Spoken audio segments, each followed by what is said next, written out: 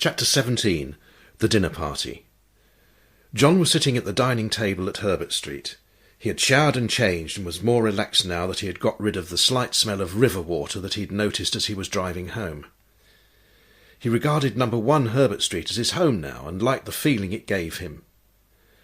He had laid the table ready for 4 people by means of foraging in cupboards for plates, cutlery and glasses as a token gesture of helping. Now he was busy with his laptop burning the finished images of his morning's work onto a disk. He got up when he heard a key turning in the lock in the front door and met Susan in the hallway. "Hello, you," she said as she kissed him. "Hello yourself. How was your meeting?" "I've only just got rid of him. He wanted to see loads of properties and then I had to do a valuation on his place. He was a complete arse, that's all." "Never mind that. Let's see the pictures then." John led her into the dining room and sat down next to her. After a while she exclaimed, "Wow, they're good, John." "Oh, yes, John," she said and blew into his ear. "Was it difficult with just the 2 of you?" "It wasn't too bad because I showed her the images as we went along and she didn't have to fiddle with the dresses." He stopped because Susan put a finger on his lips. "You went skinny dipping with my sister." "Oh, bloody hell!" exploded John as he turned bright red and stood up, talking at high speed. "I didn't know it was her. Ben said it was you and she covered up her tattoo and I was too interested in taking pictures and anyway she should have told me." Okay, it's all right, I believe you. As you might have guessed, Lindsay told me this afternoon. She said that it was a mistake and nothing happened and you behaved like a perfect gentleman.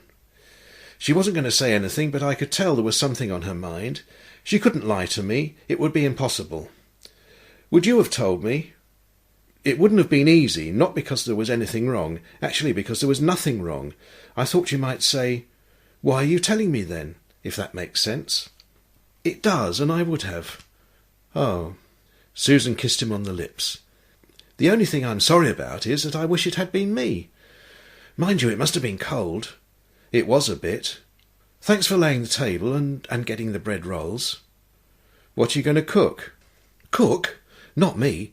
Well, not tonight anyway. We're having Taiwanese takeaways. Here's a list of what everyone wants, so ring this number please and tell them what you'd like as well. The meals are all the same price and I've paid for them already. Ask them to deliver at 7:10. What time is it now?"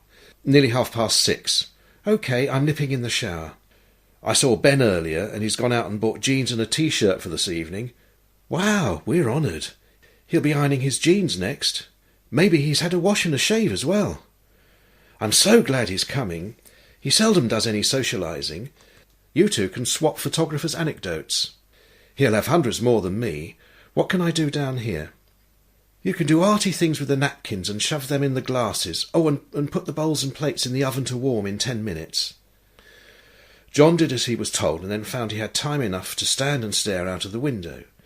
He glanced at the sun, which was now low enough to hide itself behind the spire of Hemel Hempstead's ancient Norman church. Near the weathercock, a sparrowhawk was having a Battle of Britain dogfight with 2 crows.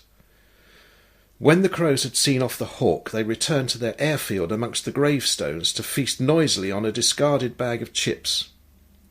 "I'm getting hungry too," thought John. Then came a loud knock at the door. "4 persons dinner for Miss Savage," said a young woman as she took 4 enormous bags from an insulated box. "Thank you," said John, giving her a tip. "Let me help you with those," said Ben as he locked his bicycle to the lamp-post. "Hello, Ben. You don't have to worry about drinking and driving then. Thanks," he added as Ben handed him 2 bottles of wine. "Come in." "Glad you could come. We feel honoured." "So you should," he joked. "Hello, Susan," he said and kissed her on the cheek while she took the bags from him. "And I thought you would be slaving over a hot stove." "Not me. We have employed outside caterers, don't you know." "I like your t-shirt, Ben. Come through and have a beer," said his hostess. John was just closing the door when Lindsay shouted, "No, wait for me. I want to come in as well, please." "What do you look like, sis?" Her sister was wearing a huge t-shirt which looked like it was made of a Hessian sack. It even had Harper's barley grains printed on it upside down, and it was just long enough for her to wear as a dress. Her hair was combed back so much it resembled an exploded candy floss.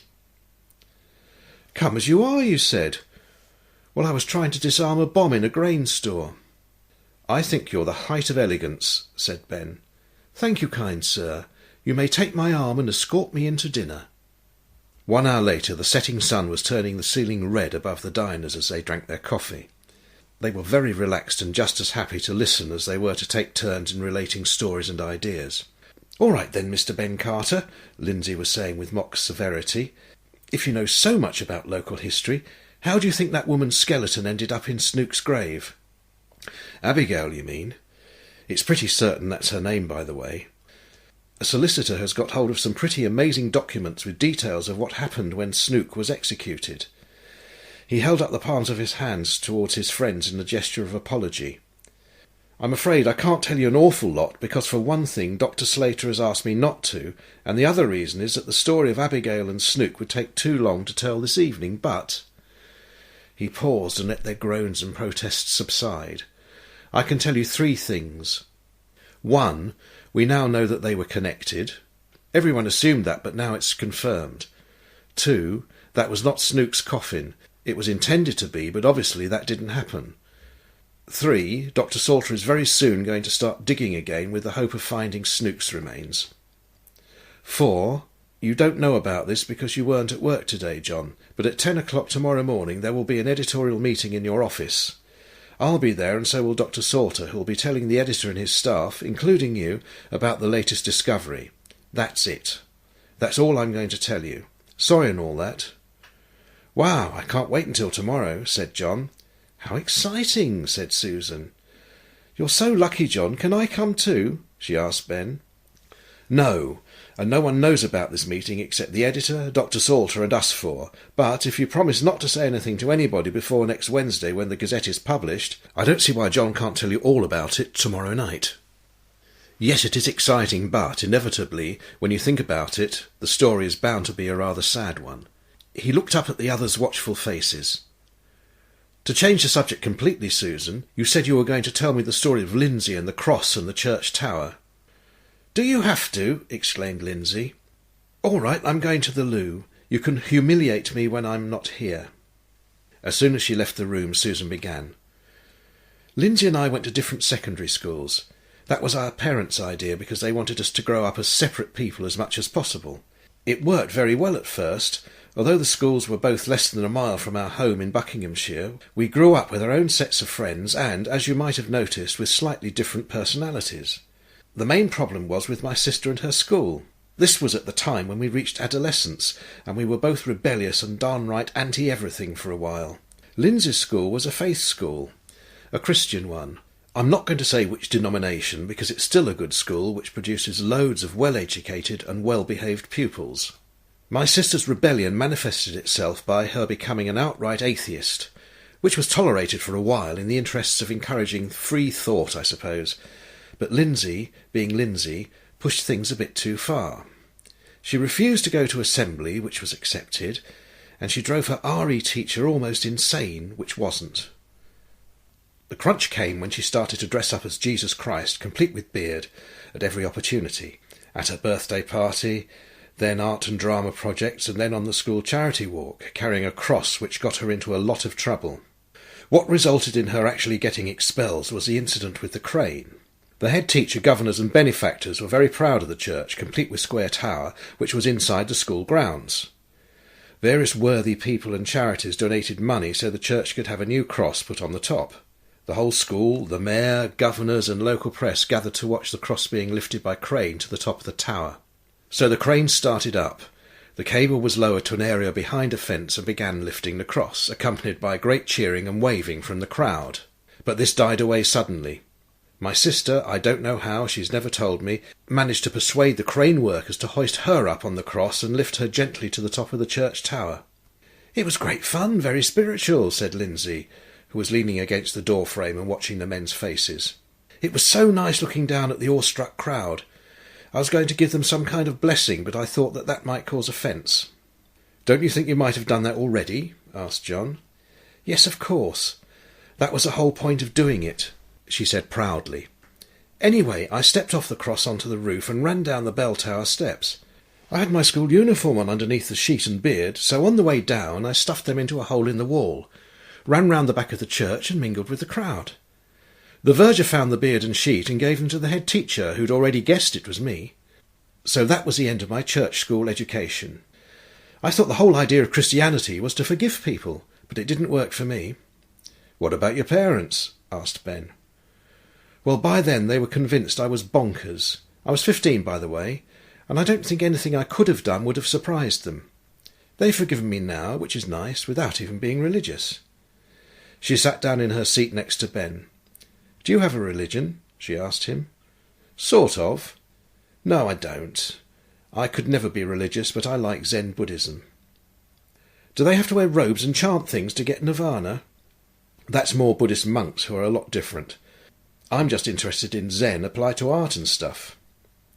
Excuse me, but isn't that a load of pretentious rubbish? Asked Susan. Could well be, especially when a lot of pseudo-intellectuals go on about it. But the bit that interests me is the way Zen holds spontaneous actions to be important. They encourage their followers to do things without any pre-thinking whatsoever. Shall I spontaneously pour this jug of water over Susan's head? Asked John. Ah, that wouldn't be spontaneous because you've already thought about it, said Susan. Also be careful. You might get Lindsay and she'll start throwing plates out of the window or something. I know it sounds completely nutty until you try it, said Ben. I do a lot of running, which helps my creativity enormously. I'm sure this is because I'm doing something without thinking about my actions. It works especially well if I go out of the door into the countryside without any idea of where I'm going to run to. It certainly works with figure drawing, where you should aim to concentrate 95% on what you're looking at and 5% on actually drawing. If you can do it, which happens with me sometimes, you finish a drawing, put it down and go for a coffee break, and when you come back you can hardly recognise it as your own work, and you will have little or no memory of doing the actual drawing. The other thing, which is very Zen, I think, is humour. Zen teachers ask their pupils unsolvable riddles which are supposed to convey how useless it is to use words to express the absolute. Now, just think how much truth is conveyed by humour. Monty Python stuff especially, and the most Zen books ever written, I think, are Alice in Wonderland and Alice Through the Looking Glass. All right, they're children's books, but all adults should read them later in life. The insight you get of the madness of Victorian life and how it must have appeared to a young girl is just incredible to me. What about you, Susan? What about your spiritual side? I don't think I have one. Mind you, I sometimes think it would be very comfortable to be religious and have everything sorted out so you don't have to think any more, especially being blessed for being good. When I see people coming happily out of churches and things, I know how nice it must be for them, like being children in your pyjamas and drinking cocoa in front of the fire while someone reads you a story. Sadly, that wouldn't work for me now. But I'm totally amazed by what I see, hear and feel, and what I read and learn on TV and the internet. I've no idea why people want to believe in miracles when all they have to do is open their eyes and look around at what there is. I suppose it's because very few people actually become grown up, whatever that means, and they still want to have some magnificent parent being to make things all right for them. It's because we spend our lives being scared of dying, I suppose. Animals don't have worries like that, probably because they have no reason to believe that they are going to do anything else but live forever. When they get old, they might be aware that they have a bit of pain and they can't move around so quickly, but they probably think, just supposing for a moment they can think, that they're just a bit poorly and they'll be all right soon if they just keep on eating the grass or whatever they do. And then the miracle thing. Just suppose I want to point to that glass, raise my finger and make it float in the air. It would be extremely interesting and outside of our conception of what's normal, but a miracle, no. Not compared with all the other miraculous things we take for granted, like gravity which pulls on it so it stays on the table, like the stuff it's made of that you can see through, and of course the molecules and atoms that keep the thing together long enough for us to pick it up and drink out of it. Shame, said Ben. Just for a moment there I thought you were going to show us a fantastic trick. If I had done a trick, you might have been amazed for a moment, but then you would have wanted to know how it was done. And if I gave you an explanation, you would be bored, and then you would forget all about it. So much for miracles.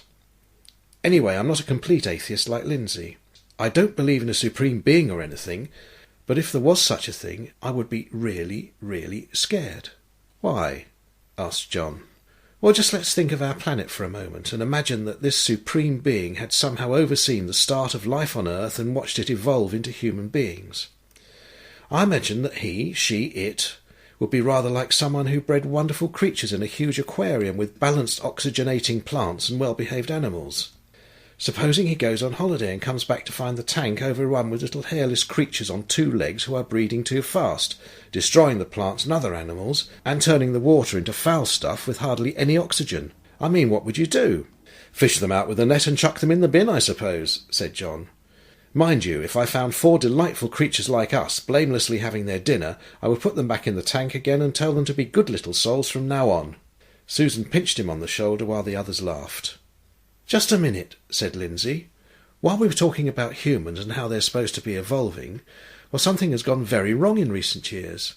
I mean, if it's all about the survival of the fittest over the selfish gene and all that, why have we got complete idiots in charge of everything? I know it's always been that way.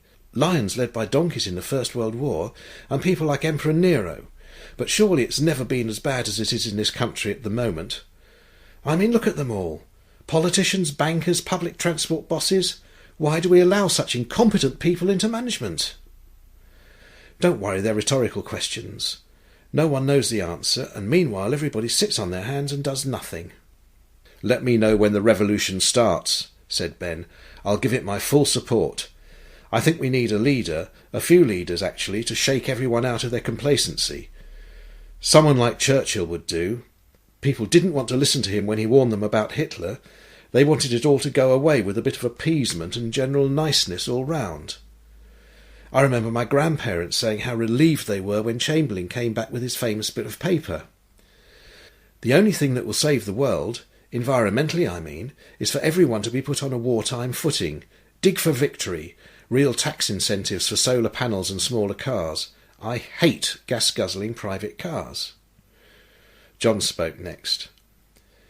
I pretty much agree with all of you, especially the Zen thing with photography.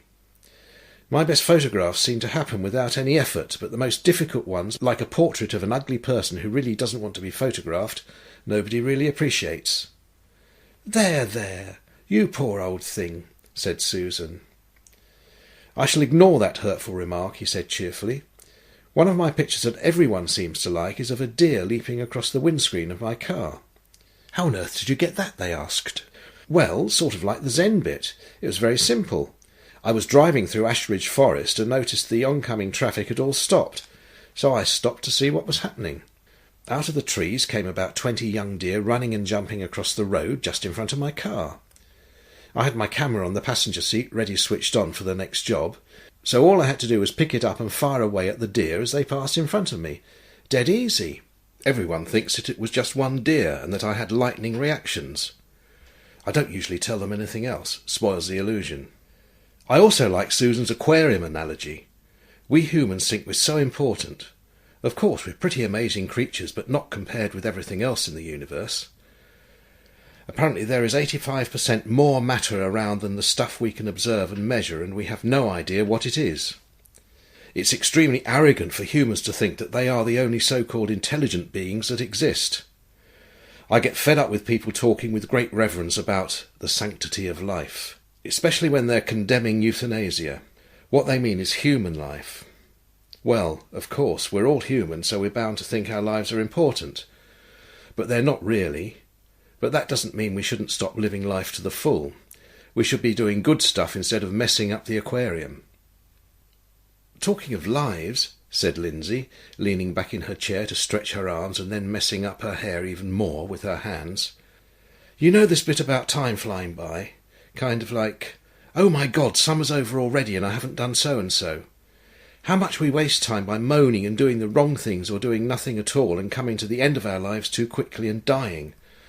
Well, wouldn't it be nice if we were dead nearly all the time, but now and again we had a day of life? You know, like if you were a very expensive car that was only put on the road now and again. We would appreciate things so much more, wouldn't we? And life would seem to go on forever, but we wouldn't have time to get bored. That would be wonderful, said Ben. But it seems a bit difficult to arrange, and don't we sort of do that already when we go to sleep every night? By the way, I think this is the strangest dinner conversation I've ever had.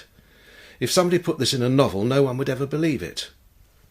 "Well," said Susan, raising her glass, "here's to us and our futures." "Hear, hear, and cheers," said everyone else. "What about your future, Ben?" asked John. "What are you going to do in Spain?" "I've got a contract to teach English and portrait painting in a small Catalan town near Barcelona. I'm learning Spanish very slowly, and my children and grandchildren will come and visit me, and so will you lot, I hope. I shall paint beautiful portraits of Spanish faces and go to friendly bars in the evening and talk and drink too much and grow old very ungracefully." "What about you two?" he said to Susan and John. "We?" She looked at John for permission to speak for both of them. "We are going to build a beautiful home on your land when it's ours, and be organic and environmentally friendly and keep chickens and a sheep as a pet and let it grow old. I want to open a garden centre too. I know it's not fashionable, but I don't want a career. John will become a really successful photographer so I can stop work. They know I'd like to have lots of children, but we would have to sell an awful lot of trees to offset the carbon footprint." "I confirm all that," said John, "but I do have a dream of what I would like to do as well as all that bliss. Don't laugh, but I'd like to write a science fiction book. I love science fiction, not the modern stuff which seems to be ordinary stories only set on Mars or in a spaceship or somewhere. To me that's not science fiction. My story is going to be about the occupants of one of a pair of binary planets. I'm sure you know about binary stars which spin round each other in a small shared orbit. Well, my planets do the same, but they also orbit together round their sun. He noticed their puzzled faces, so he explained more. Look, imagine if our moon was the same size as Earth, we'd probably be spinning round each other in an equal way rather than us keeping still while the moon goes round us. Anyway, in my story there is life on both planets, but only human-like animals on one of them. They have developed technology which is getting very nearly good enough to beat the gravitational pull of their home planet. For many years they have studied the other planet, which is covered in oceans and rainforests, and they rather hope that it is a Garden of Eden waiting for them. It will be similar to discovering the Americas, only they can see where they're going. Both planets are spinning, so they would have tides twice a day and frequent solar and lunar eclipses. Wars between nations have temporarily ceased because now all political and economic interest is focused on the new world, but of course this is about to change. What do you think? Does it grab you as an idea?" "Well, I'll want to read it anyway," said Ben. "Mind you, getting a publisher is a problem these days. 10 years ago I wrote a novel set in Hemel. No publisher would even look at a new work unless you had a reputation. But I don't care. My friends and family like reading it." The doorbell rang. "You expecting someone?" asked John. "No, how exciting," said Susan, and went out to answer the door. Her guest could just hear another voice, a female one. Then Susan, "You had better come in then. Perhaps one of the others knows why you're here." She opened the dining room door for her unexpected guest, who burst into the room. "Cooey, it's me. Now Gwyn again. The king has given me a night off, but I'd rather have a night on, if you know what I mean." Ben and John squirmed with embarrassment, but forced themselves to smile like carnival masks. "It's lovely to see you young people taking in an homeless down and out and giving him a bit of food," she said, pointing at Ben. She came close to him and bent down. "How'd you like me oranges, love? They're nice and juicy, you can feel 'em if you like." She elbowed him in the ribs. "But at your age I wouldn't want to give you a heart attack." She shrieked and added her machine-gun laugh. She turned to a terrified John next. "And what have we here? The answer to every maiden's prayer, but not for me. I'm not praying for a glass of water and a good night's sleep." She moved in close, and John withdrew so much he was back-arching in his chair. "Hello, he's gone all stiff. Catch him while you can, ladies. I bet it don't happen very often." She turned on Lindsay. "My God, what happened to you? You're not a vet, are you? Looks like you were looking up an elephant's arse when it farted." Another machine-gun laugh. "Now then, it's time for my special message." She unrolled a sheet of beige paper and cleared her throat with a tiny cough. "I humbly ask your gracious pardons all for my most inauspicious wit and all. I tried you gentle people to enthrall, but sadly drove your menfolk up the wall. And so, before your revels start to pall, I'd better take my leave from one and all, and take me fruit and button up my shawl, and thank you for your gifts, however small." Only don't bother with the gifts, I've been paid already." She gave a curtsy with arms spread wide. "I make me poems up as I go along to fit the occasion." There was enthusiastic applause from her tiny audience and obvious relief from Ben and John. "Thank you so much," said Susan. "But who asked you to come?" "She wouldn't say, said it was to be a surprise." Everyone looked at Lindsay. "What?" She said, her face a picture of innocence. "As if I would." "I'd better go," said Nell Gwynn. "I got 2 more of these to do, and I don't think they'll be as easy as you lot." "Be careful," said Susan. "It's all right. Craig comes with me. He's waiting in the car." "How did you 2 meet?" asked Susan. "I met him in the hospital after, you know." "You a nurse?" "Oh, no, love.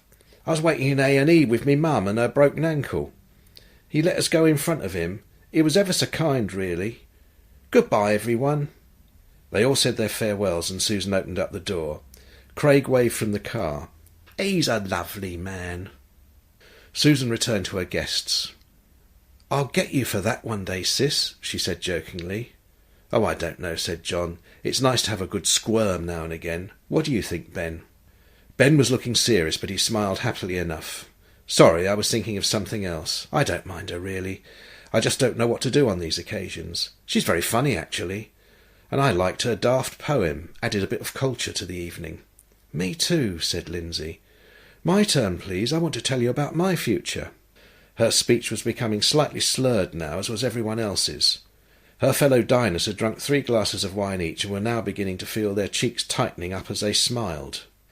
John offered everyone a 4th glass. Lindsay leant forward on her elbows to be illuminated by one of the spotlights in the ceiling behind her. This backlit her crazy hair, and for a moment she looked almost angelic. "Thank you," she said, looking up as John filled her glass. "I, Lindsay Savage, have decided to get married." Sensation amongst her companions. "To the most wonderful man I've ever met. He doesn't know it yet. Nobody does, because I've only just realised how I feel." She paused to dip 2 fingers in her glass of wine and put them in her mouth. She closed her eyes and opened them to look at Susan and Ben in turn.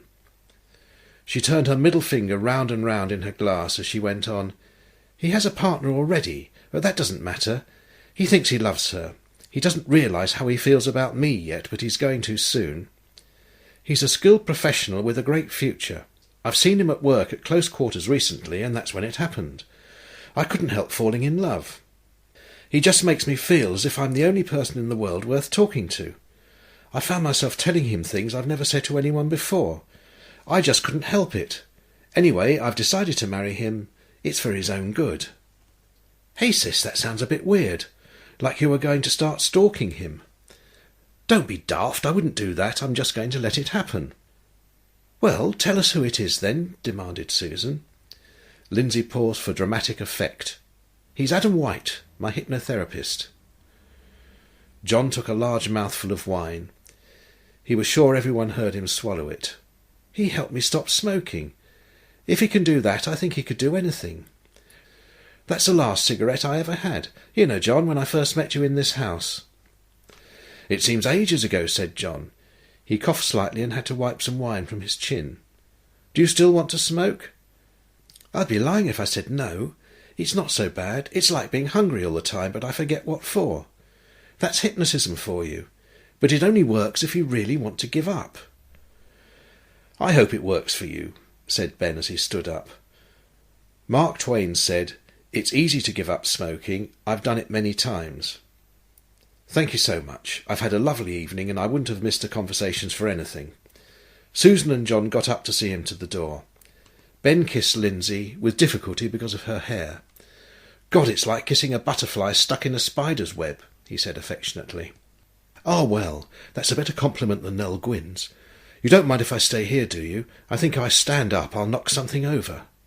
At the front door Susan said, "Thank you for coming. How are you feeling, about your place? I was going to ask you before, but you were having such a good time I didn't want to mention it." John interrupted to shake hands with Ben. "Good to see you again. I'm going to see if Lindsay's all right. See you tomorrow in the office." "Cheers, old chap. Look forward to seeing you." "So am I," said John over his shoulder. Ben took his bicycle clips out of his pocket and put them on his trousers.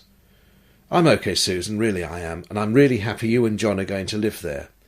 I just don't want to face up to watching all the demolition. But I've had to cope with worse. It's times like these when it's bad, late at night when I have to go home. Never mind, it'll all be all right when I get to Spain, he added cheerfully. Susan gave him a hug and watched him ride off on his bike. She went back to the dining room to find Lindsay unloading mugs of coffee from a tray. "Here you are, sis," she said, seeming much livelier. "This'll wake you up, ready for bed." "Talking of which," said Susan, "what time is it?" 11:30, said John. "All right," said Lindsay. "I can sleep in the spare room, can't I?" "Of course," said Susan. "Do you think you were going to drive somewhere in your condition?" "No, but I'm only a little bit drunk." "We're all a bit," said Susan kindly. "I wouldn't mind a fag. Omega." "No, I wouldn't. I don't smoke. See, it works, I told you. Listen, let me tell you something while we finish our coffees," she said, speaking very quickly. "Adam taught me something very interesting. He can cure people of phobias and smoking and stuff, and part of the treatment is self-hypnosis. So when I want to have a fag, I just say a word in my head that I wouldn't normally use. Most people use a Greek letter. I just say omega, and then I don't want a fag at all. I had to be sort of conditioned by him first, but now I can do it myself. Well, I asked him if you can hypnotise yourself to do anything, and he said, yes, very nearly, and that anybody can do it if they really want to. You can improve your memory, learn languages, get rid of driving test nerves. Anyway, I asked him if I could get inside someone else's body, and if someone could get inside mine." "That coffee must be doing amazing things to you," said John. "Don't laugh. I can do it. He showed me how. I told you he was wonderful, didn't I?" "I don't understand," said Susan. "I don't actually mean get inside someone else. I mean know how they feel on the inside. OK, I'll show you, both of you. Just pull your left sleeve up and with your right hand middle finger just very gently touch your right arm between your elbow and your shoulder. Hardly touch the skin at all. Move your finger up towards your shoulder and back again. OK, stop. Now I'm going to hypnotise you. Don't panic. You'll be fully conscious of everything that's happening and you will be totally in control and you can stop whenever you like. Just sit comfortably and listen to the sound of my voice. I'm going to count backwards slowly from 5, and when I get to 1 you will be completely relaxed and happy and ready for me to help you. 5, 4, 3, 2, 1. A few minutes ago you touched your arm. Remember how it felt?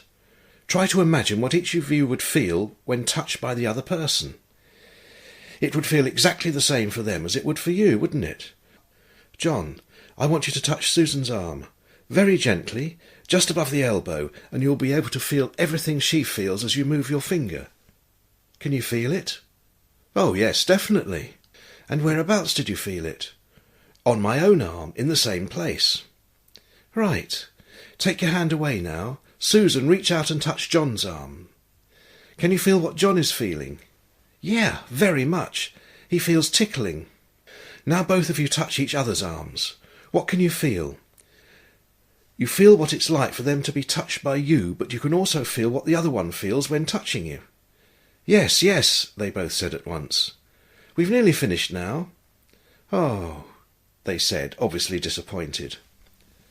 Don't worry, you'll be able to do this again whenever you want. You just have to remember 2 things. All you have to do is say the word lambda when you start and the word delta when you stop. Now sit comfortably again. I'm going to count from 1 to 5, and when I say 5, you'll be wide awake and relaxed and be able to remember everything that has happened. 1, 2, 3, 4, and 5. Wow, said Susan, that was amazing. Very impressive, said John. You should do this sort of thing as a career.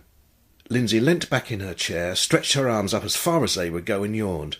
All right, that'll be 100 quid each, please. Pay me in the morning. I'm going to bed. Is that it? Asked John. He put out his hand and touched Susan's arm. It doesn't work now. Lindsay stopped and turned round at the bottom of the stairs. Yes, it does. All you have to do is say the trigger word before you start. Bye. OK, let's go to bed. I'm really sleepy now, said John, getting up and standing behind Susan's chair. Could we give it one more go? Asked Susan. I'm only interested for scientific reasons. Of course you are. OK, both together. After 3. I feel a bit silly. Don't look at me then. Are you ready? 1, 2, 3... Lambda! They both said together. John bent down and kissed her on the back of the neck. I felt that here, he exclaimed, holding his neck. And I felt it on mine, but here mostly, she said, pointing to her lips. John sat down in the chair next to her. Slowly, inevitably, they leant towards each other. They kissed and closed their eyes.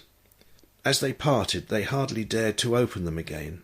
What they did see, they saw amazement in each other's faces.